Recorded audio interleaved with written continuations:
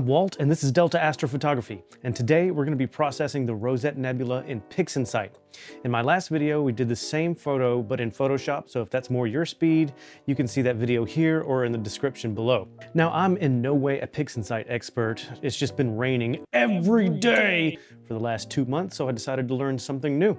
And you'll be seeing PixInsight through the eyes of somebody who's just starting to make things click. Now, before we get into the PixInsight workflow, I got some housekeeping to take care of. I will be using some plugins. There's a free plugin called Easy Processing Suite. The link is going to be in the description below, but it's not a link that you click on. You're going to copy that link and paste it into PixInsight, and it will install it for you. Now, I'll also be using the RC Astro plugins, StarLess, Noise Exterminator, and BlurXTerminator. They are not free, but I will be trying to show you some free alternatives. And in BlurXTerminator's case, I'll just point you in the direction of a free alternative. I still highly recommend you use the links below for the RC Astro plugins to copy them and paste them into PixInsight and install them, and maybe you can use the free trial license. I'll be providing a Google Drive link below to my processing icons so you can easily follow along with me and use my workflow anytime. There'll also be a Google Drive link to the photo that we'll be processing today, so you can follow along with that as well. And finally, before we get started, I just want to let you know how I took the photograph. It was taken with a Canon T5i Astro modified with a Radian 61 telescope. It was on an EQ6R Pro mount. I was auto guiding, and I was getting about 180-second exposures at ISO 800, and I got about 3 hours worth of exposure time. I had a filter in my telescope. It was the Optolong L-Enhance, and I stacked everything in Deep Sky Stacker. All right, let's jump into PixInsight. Okay, the first thing we're gonna do is install our plugins.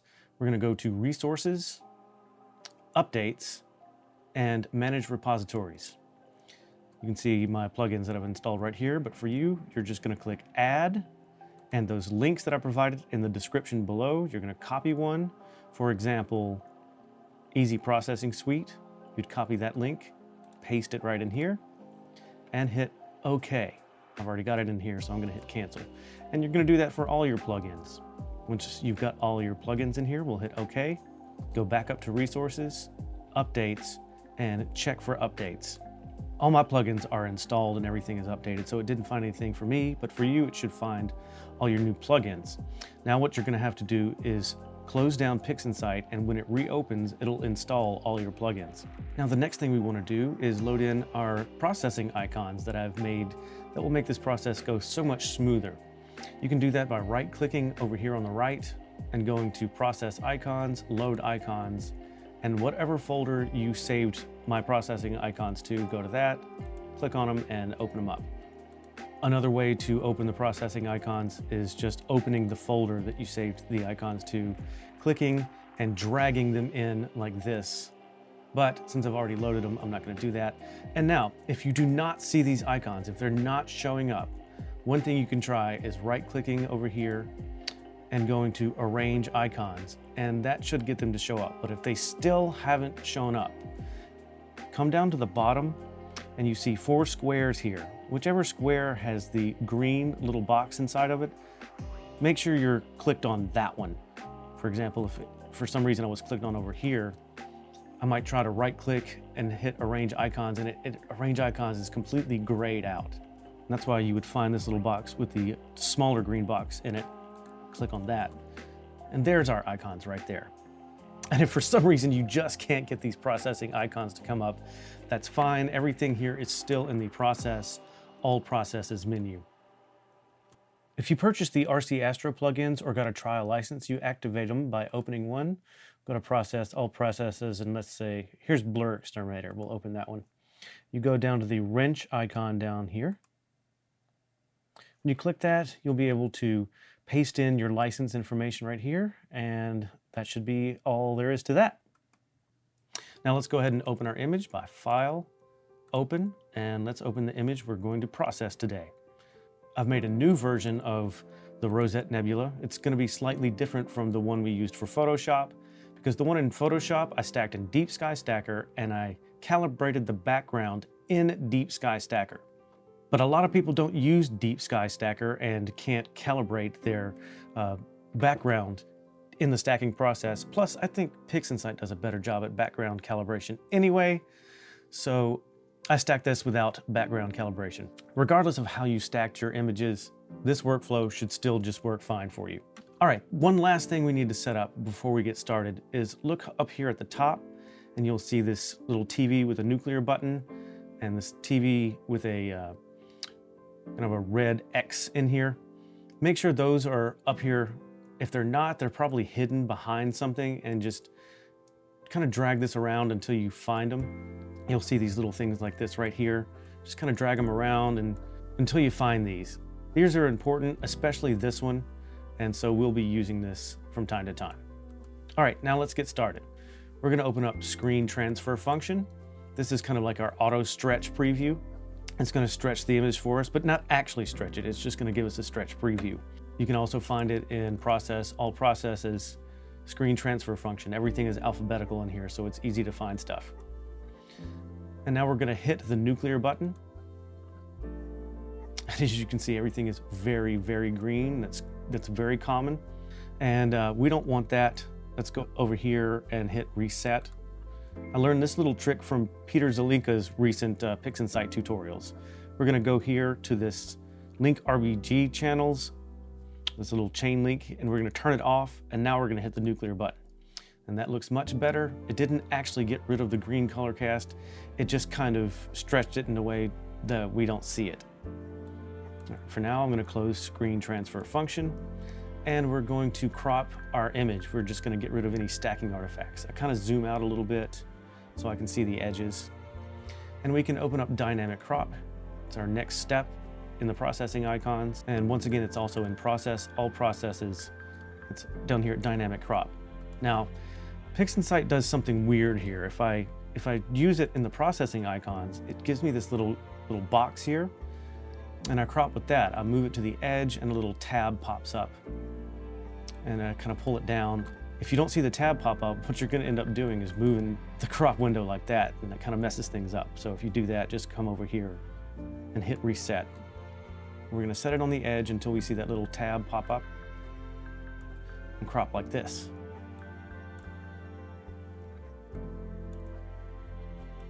And when you're done, we just hit the green checkbox right here. But I'm not gonna do that yet because I wanna show you what it looks like if you open up Dynamic Crop from the Process window. Process, All Processes, Dynamic Crop. And for some reason, it doesn't give you the little box with the tab, it gives you this plus sign. You just kind of click that in the corner and draw out your crop like that. I don't know why there's a difference between the processing icon or accessing Dynamic Crop from the Process menu, but it's weird, but whatever. I'm gonna hit the checkbox and crop my image. Close out of Dynamic Crop. All right, the next on our list is Dynamic Background Extraction. This is gonna remove gradients, light pollution, color casts, all that good stuff. So we're gonna click on that. Once again, you can also find it from Process, All Processes, Dynamic Background Extraction. If for some reason all these numbers here under model parameters are grayed out, just kind of click in the center of the image. But it's not doing that right now, we're fine. Tolerance is kind of how strong it removes your gradient. This image does not have a very strong gradient, but if it did, I would suggest like 1.5. But for now, I'm just gonna select 1. Don't hit enter after you put in 1, just kind of click somewhere else and it'll change to 1. Now this might be the most tedious process in the entire workflow, but it's really not that bad. And once you do it once or twice, it'll be pretty easy. We're gonna place sample points on dark spots in the background of this image. Make sure we do not put a sample point on a star or anywhere on the nebula, just on the dark background. Dynamic background extraction can generate the sample points for you, but typically you end up having to move them around, so I just generate them myself by zooming in with my mouse scroll wheel and just clicking in a dark area. If you clicked on an area with a star in your preview window over here, you're gonna see some black spots. You don't want that. You just wanna put the sample points in a dark area. And you don't have to put too many. Less is more with this program. So let's just put a few in each corner.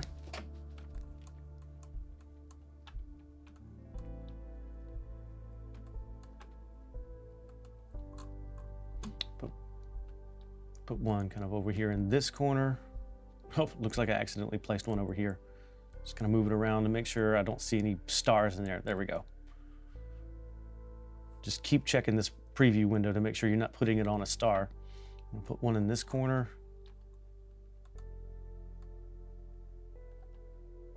There we go. Put one down here in this corner.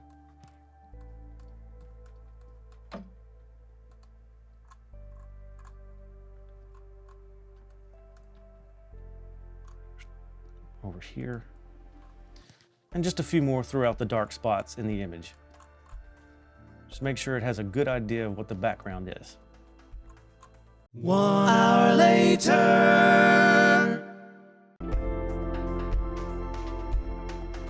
All right, I've placed about 11 sample points throughout here, and that should be enough. I'm going to come down to Target Image Correction. Under Correction, we'll click Subtraction, and that'll do it. I'm just going to hit the green checkbox. Okay, it's done. I'm going to close out of Dynamic Background Extraction. And I'm going to minimize the image we were just working on because it's given us 2 new ones. Just going to tuck this way in a corner somewhere. First, we'll just look at this background image it's provided us. Let's open up Screen Transfer Function again. And now we can go ahead and check the chain link again. And we'll hit the nuclear button to stretch. And look at all that green. This is telling us what we've just removed from the image, and that's all that green. I'm gonna go ahead and close the background. We don't need that. It's just kind of showing us what it removed. Now let's hit the nuclear button for the new image it has created for us. All right, and that looked a lot better than that overly green image we had before. Let's close out of Screen Transfer Function. And the next thing I want you to do is kind of zoom into a dark area of the image. Try to find a dark area with no stars, no nebula. Something like this right here. We're going to come up right here, New Preview Mode, and click that. And we're just going to draw a little circle, a little square in this area.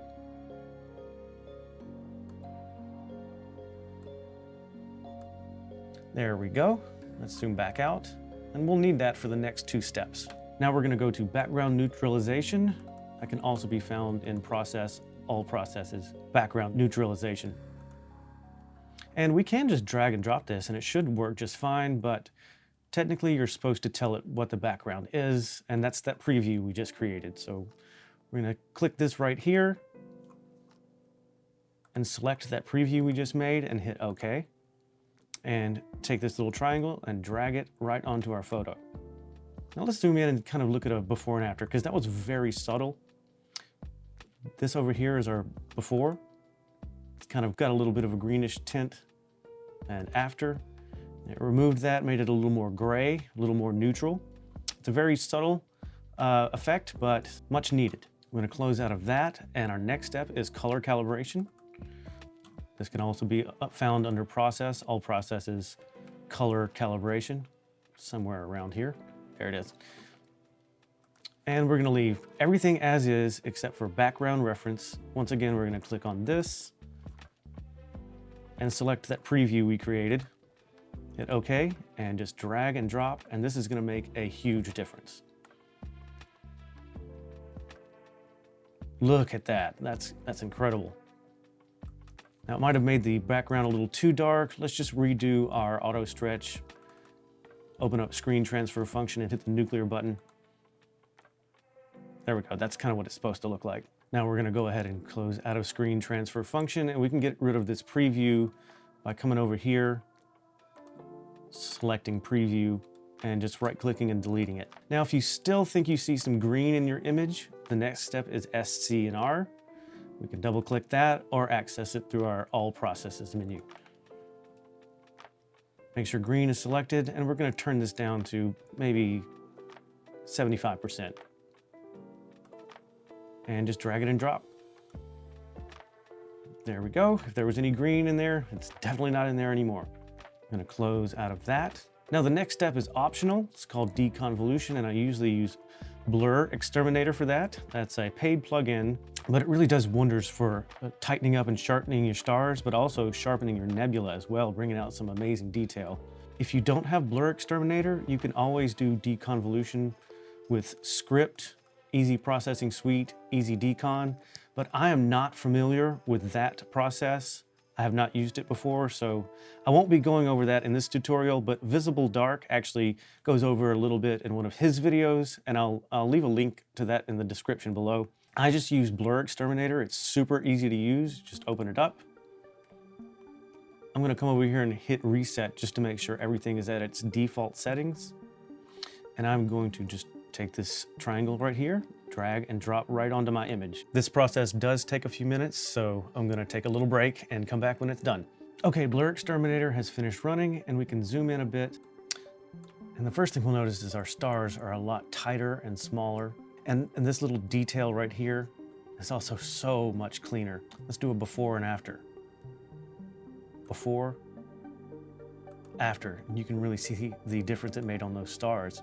Now, Russell Croman, the creator of BlurXTerminator, and a lot of the other PixInsight gurus recommend you run BlurXTerminator or any deconvolution right after you do the color calibration and right before you do noise reduction. So that's where I fit it in my workflow as well. We're going to close out of BlurXTerminator, and now we're going to do our noise reduction. Now I'm going to use Russell Croman's Noise Exterminator. Now, if you don't have Noise Exterminator, you can actually do some really good noise reduction for free using the Easy Processing Suite by going to Script, Easy Processing Suite, and Easy Denoise.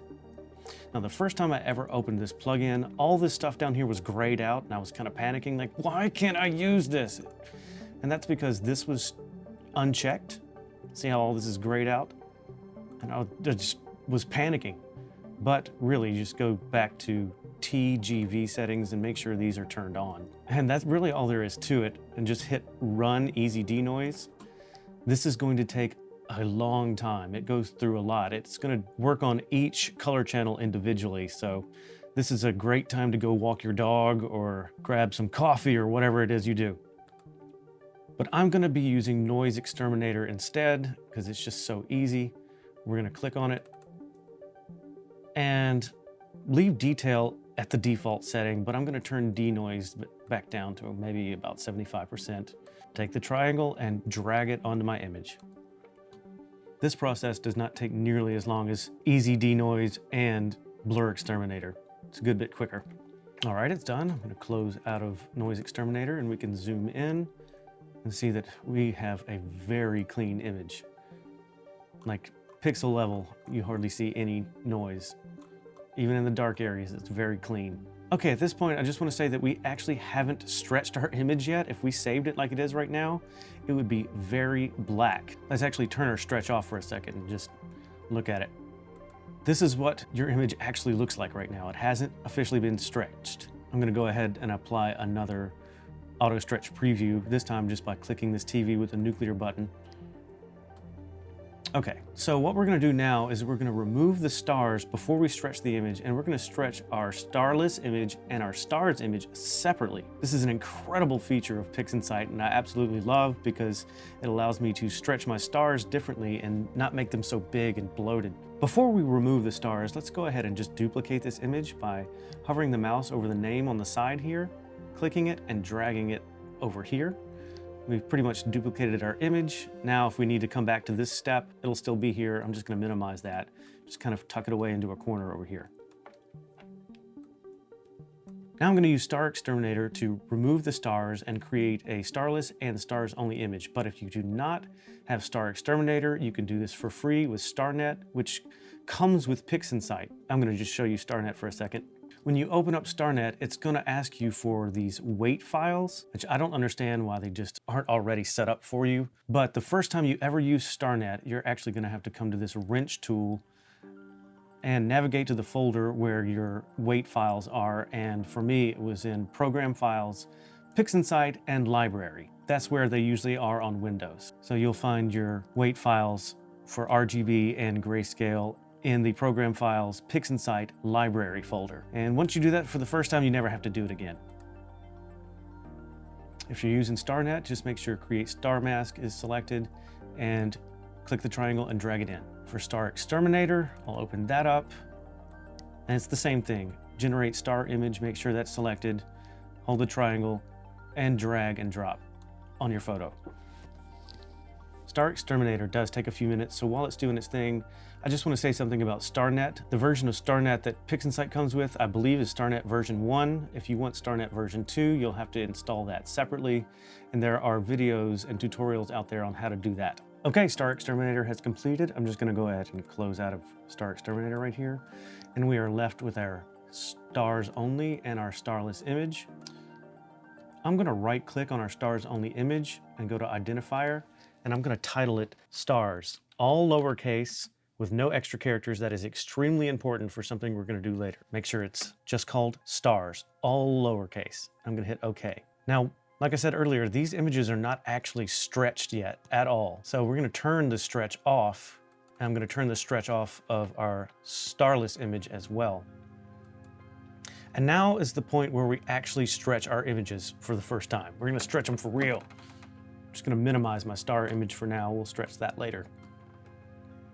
And to stretch our starless image, I'm going to go to Script, Easy Processing Suite, Easy Soft Stretch. And I'm just going to run it as is. I'm going to run Easy Soft Stretch. And there we go. We've stretched our image. It might be stretched a little too bright for my tastes. So the first thing I'm going to do is I'm going to go to histogram right here. Actually, no, I'll tell you what I'm going to do first. I'm going to right click this identifier. I'm going to name this Starless. All lowercase, extremely important for later. No extra characters, just Starless, all lowercase, and that's it. Hit OK. Now I'm going to go to histogram transformation. This is pretty much like levels in Photoshop. Right here, I'm going to select the starless image so it knows which image to work on. And before we make any adjustments, we actually have to go down here to this circle and open up a preview. And just like levels in Photoshop, I'm going to come over here to this right here, and I'm just going to drag this in towards the data. Just like levels in Photoshop, you don't want to go past the data because you're clipping your blacks. Just kind of right up, I'm just kind of darkening that background a little bit. There we go. I'm going to hit the square for apply. And I'm going to go ahead and hit reset over here, because if I didn't, it would look like that histogram transformation was applied twice. So it's kind of weird, but yeah, just hit reset when you're done. I'm going to close out of this. Close out of our preview as well. Now at this stage, this might be where I save this, like File, Save As, give it a name, save it as a TIFF, click Save, and we'll select 32-bit. And hit OK. It might give you some kind of warning, but just ignore it. And then we could go into Photoshop and do our favorite Photoshop edits. But to keep this video from being 90 hours long, we're not going to do anything in Photoshop today. We're just going to keep it all within PixInsight. I can show you how curves works within PixInsight. We can open curves. Both this histogram transformation and curves are also available in the Process All Processes menu. We can open curves. Just like with the histogram, we have to click this circle and open a preview. But if we wanted to, we could do another little curve stretch right here, make things a little brighter, bring the darks down here. That's just kind of up to you. I'm not really going to do any curves right now. I'm going to close this, close the preview. Another thing, if you want to create a mask for the highlights and just adjust the highlights, that's pretty easy to do. It's called a range selection. I have it titled range mask right here, but in Process All Processes, it's over here as range selection. And just like with histogram and curves, if we want to use this, we have to create a real-time preview. And for this lower limit, we'll start dragging up. There we go, until we can just get our nebula in there. Turn up the fuzziness just a tiny bit, but our smoothness, will crank that way up to make it blurry.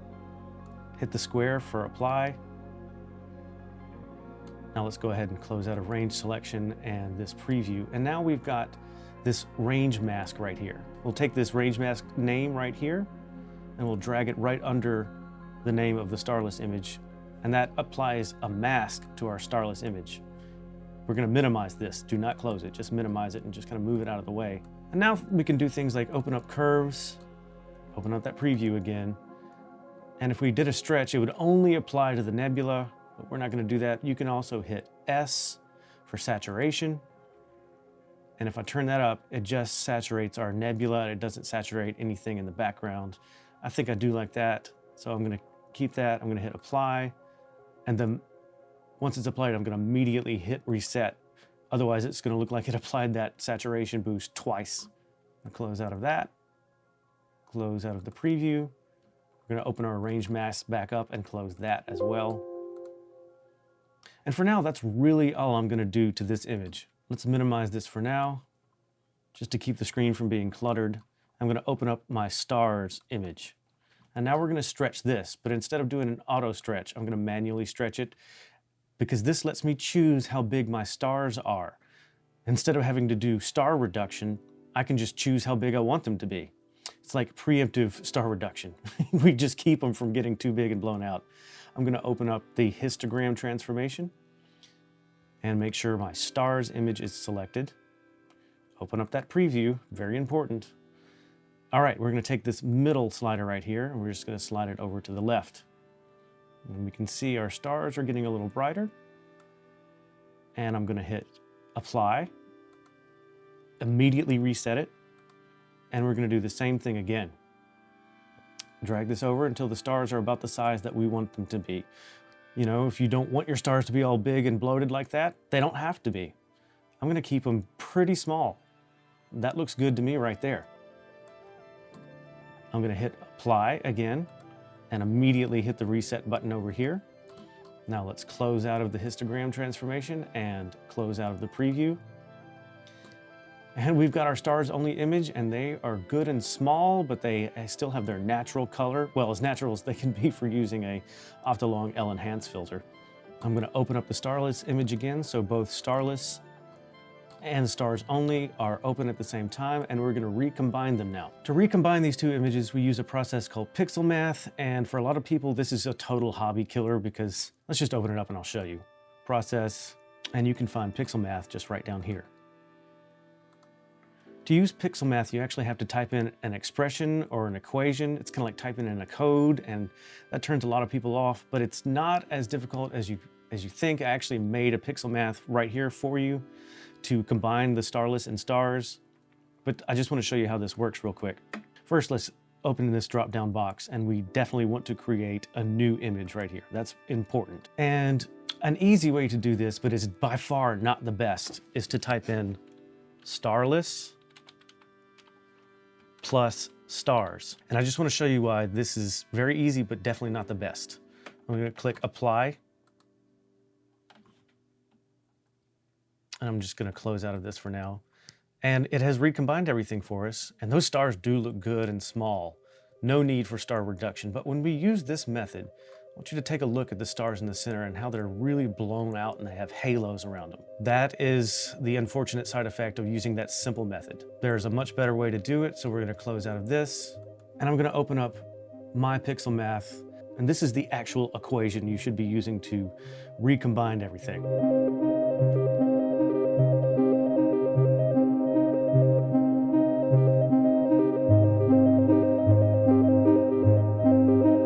This is the most common one I've seen in forums and on YouTube videos. Hopefully my processing icon will work for you so you don't have to remember all this, or maybe you can just go ahead and type this into your pixel math, coming down here to this triangle and kind of dragging it down into the workspace here. And click this little top right corner to rename, and you can call it whatever you want, recombine. And you can drag it over here, right click in this area, process icons, save process icons, and that way it'll be saved and you can pull it up every time. I'm gonna go ahead and delete this though, because I've already got it saved over here. But anyway, yeah, I think I've gone on about that too much. This is the pixel math that we want to use, and I'm just gonna hit the apply button.